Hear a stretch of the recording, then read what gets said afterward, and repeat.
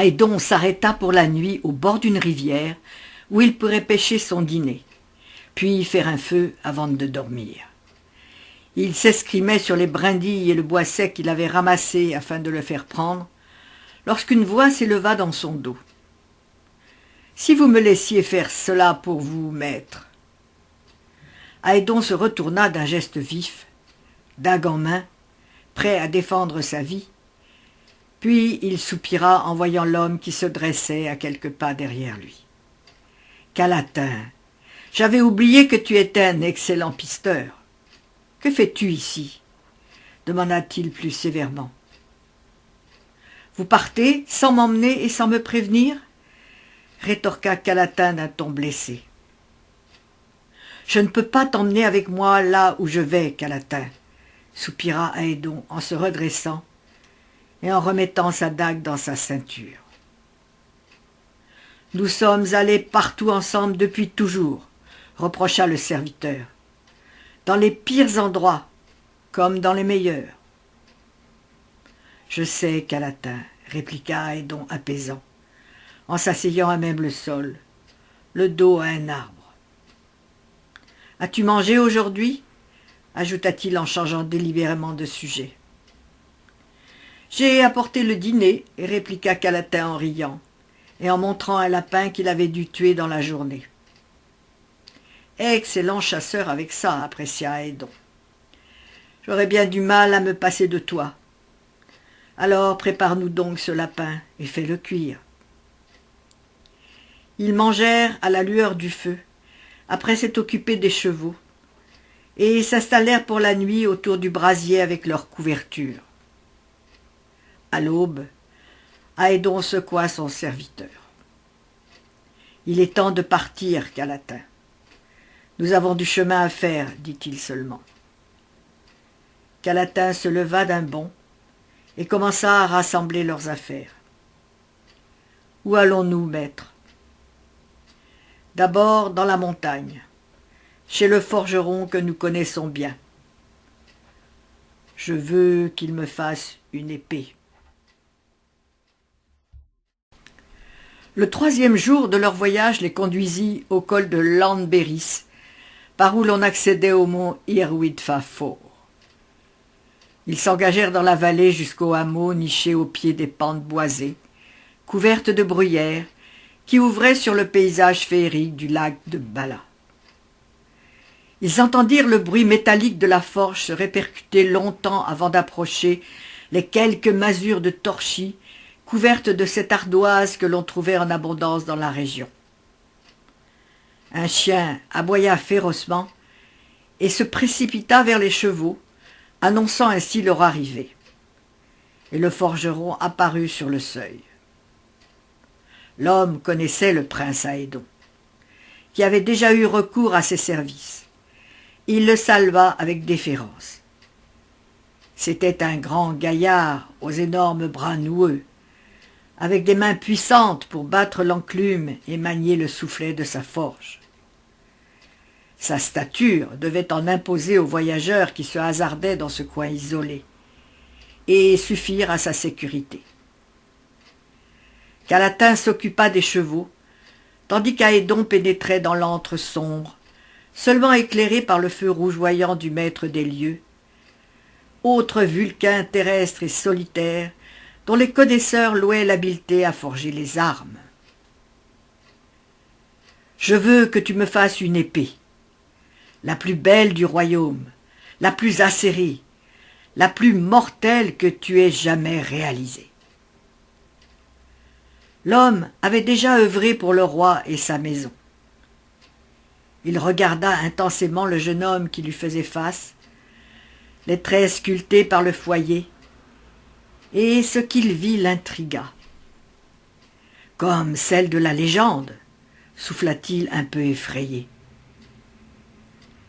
Aédon eut un mince sourire, car il savait bien qu'il faisait allusion à l'épée magique que Merlin avait mise entre les mains d'Arthur. Et nul habitant de Cymru n'ignorait cette partie de leur histoire. Il inclina seulement la tête d'un air mystérieux Et le forgeron siffla sourdement entre ses dents. « Doit-elle être à votre main, prince ? Je croyais que la vôtre vous suffisait. »«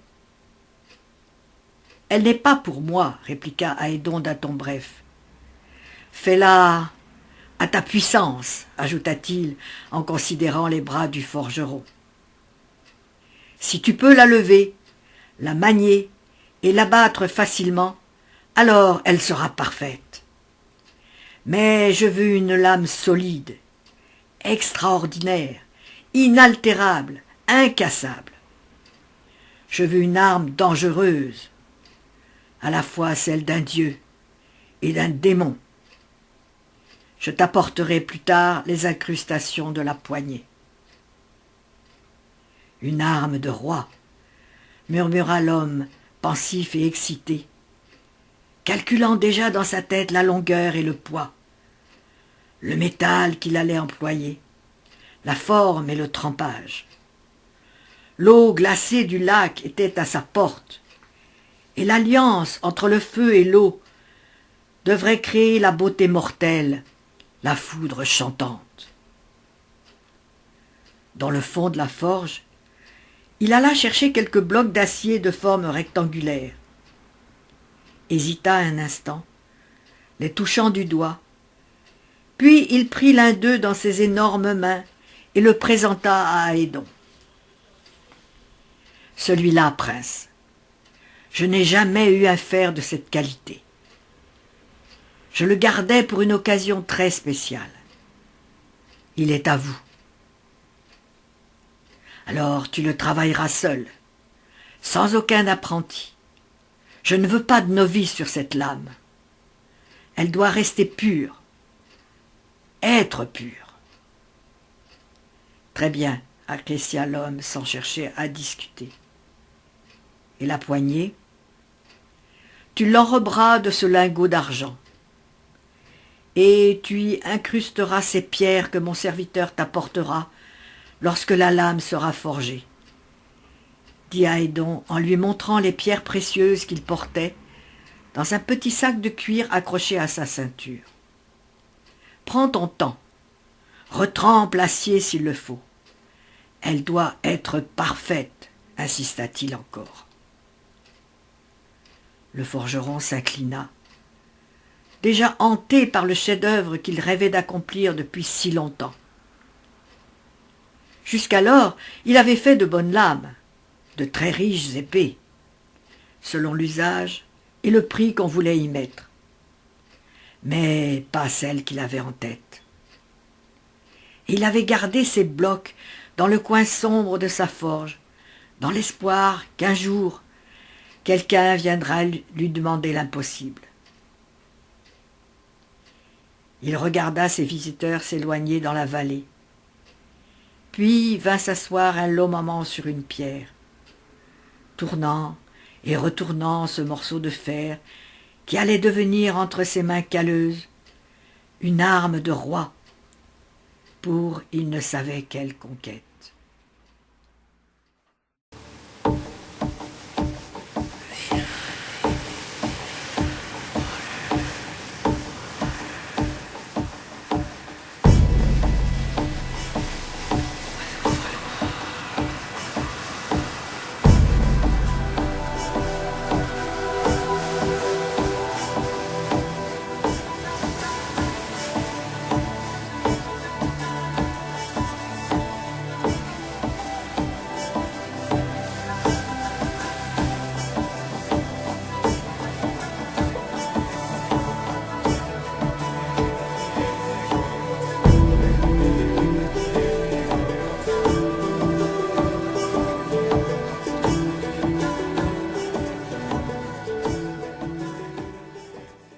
La bataille de Nantes. Il fallut 10 jours à l'armée d'Alain, qui marchait à pied, pour parvenir en vue de Nantes.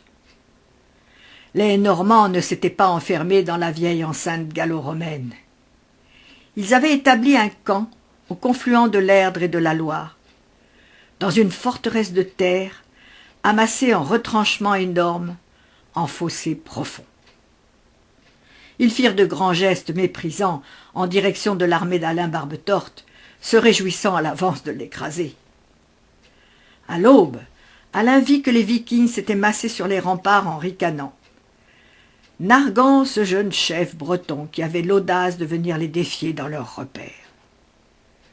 Mais Alain, n'ayant cure de leur quolibet, mit ses hommes en place et commanda l'assaut. Après plusieurs assauts, malgré les efforts de son armée, lui-même fortement encadré par ses capitaines, ils ne parvinrent pas à franchir les hauteurs, et le corps sonna la retraite plusieurs heures après. J'avais vu la direction de leur repli, et je les rejoignis à cheval avec Calatin. Les hommes, découragés, souffraient de nombreux coups, et je compris qu'ils allaient mourir de soif et de faim, car les chariots de vivres étaient hors de portée. Alain discutait âprement avec ses amis qui espéraient un répit pour refaire leurs forces, mais il n'était pas de leur avis. « Nous sommes fatigués, certes, mais pas vaincus. Nous attaquerons à nouveau avant la nuit, décida-t-il avec sa force habituelle et son charisme. Il fit alors un geste pour retirer son épée du fourreau, dans l'intention de la brandir vers l'armée affalée autour de lui, afin de l'exhorter à repartir. Mais il n'en retira que la poignée, et la lame, brisée nette, tomba sur le sol sous le regard épouvanté de ses amis et des guerriers, qui virent un mauvais présage. Ils étaient nourris de superstitions, de légendes et de croyances anciennes depuis l'enfance, et craignaient le doigt de Dieu ou du diable, chaque fois qu'un acte leur paraissait anormal. Alors je ramassai prestement le morceau de métal. L'instant était venu, je le savais. Sous ma cape, j'avais pris avec moi dès le matin la magnifique épée forgée au mont Irwitfa, qui attendait son heure depuis tant et tant d'années. C'est un signe néfaste, murmura Amalgode, qui paraissait accablé. Je vis le regard furieux de Véténoc qui, d'un tempérament fonceur, ne se résignait jamais à l'instar d'Alain. Seul Budic resta stoïque, et tendit aussitôt sa propre épée vers Alain avec un sang-froid admirable. « Celle-là vaut la tienne, Alain, dit-il fièrement. Et c'était, en effet, une arme unique qu'il aimait et entretenait avec soin, qui lui avait sauvé la vie plus d'une fois, et dont il ne se séparait jamais. Et la lui donner était le plus généreux des actes d'amour. Poher et Cornouailles sont unis. Prends l'épée de Cornouailles et tentons un autre assaut. Non, dis-je alors calmement, tandis que tous les regards me fixaient stupéfaits. Ce n'est pas avec cette épée-là qu'Alain obtiendra la victoire, mais avec celle-ci. Je sortis l'arme de son fourreau, et elle étincela dans le soleil, portant sa lueur magique et irréelle aux yeux de tous les soldats. Je l'élevai bien haut, afin que chacun puisse la voir, et ma voix enfla, forte et puissante, pour une prédiction. « Homme de Bretagne, criai-je, c'est l'épée de votre duc, suivez-la. Alain, avec elle, vous mènera à la victoire finale. » Je les vis alors se redresser peu à peu, attirés par sa lumière éblouissante. Et j'entendis leurs exclamations en voyant luire les pierres précieuses. Les amis d'Alain comprirent tout de suite ce que j'étais en train de faire. Me servirent de mon pouvoir sur les hommes et de la crainte que j'inspirais pour galvaniser leur énergie. Et Budic, toujours plus rapide, saisit l'occasion et mit un genou en terre. « Je rends hommage à notre nouveau duc, fit-il à voix haute et claire en inclinant la tête. Longue vie à Alain. Tous, l'un après l'autre, firent de même sans hésiter. Et les soldats s'attroupèrent autour d'eux, ébahis, sentant qu'il se passait quelque chose de magique. « Il faut une épée extraordinaire à un roi, » murmurai-je très bas. « Et tu vas devenir roi. » Alain me regarda, puis examina l'épée que je venais de lui remettre, et un sourire étira ses lèvres. Il avait reconnu, bien sûr, le rubis sanglant, l'émeraude et le jaune profond des pierres précieuses que je serrais autrefois dans un petit coffre de mon cabinet de travail, ainsi que l'œuvre du maître qui avait ciselé la poignée d'argent et forgé la lame étincelante comme de la glace. Il comprit que je l'avais gardée près de moi toutes ces années, attendant le moment de la lui remettre. Et sa main chercha la mienne pour une étreinte émue. « As-tu peur, Alain ?»« Ai-je le temps d'avoir peur, Aédon ?» dit-il en se penchant à mon oreille.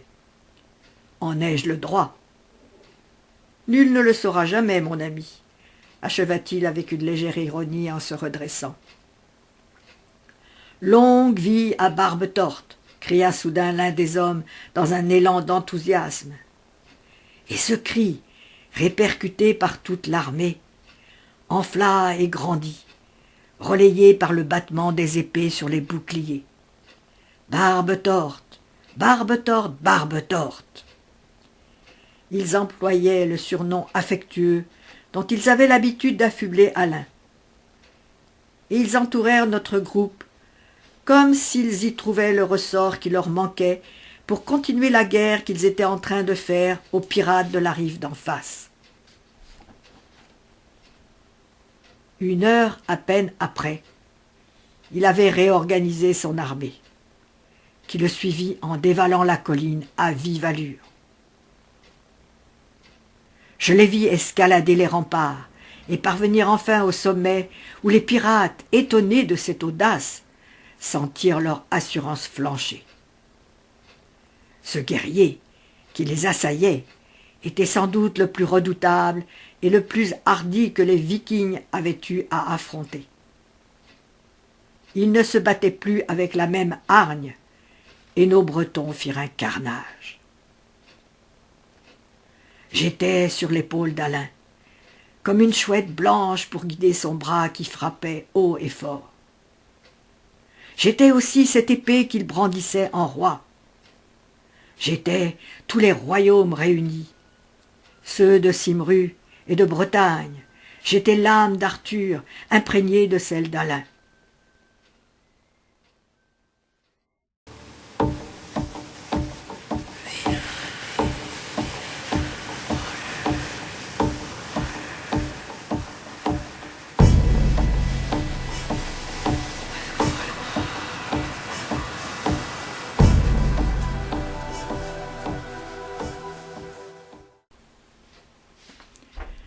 Quelques Vikings avaient réussi à s'extirper du piège pour se diriger vers la Loire et rejoindre leurs navires. Et ils faisaient maintenant voile vers la mer, abandonnant à leur sort leurs compagnons blessés, leur butin et leur rêve de s'établir en Bretagne. Nantes et sa position stratégique venaient de leur échapper. Alain de Poher était désormais maître de la place, et il fit sonner le corps de la victoire.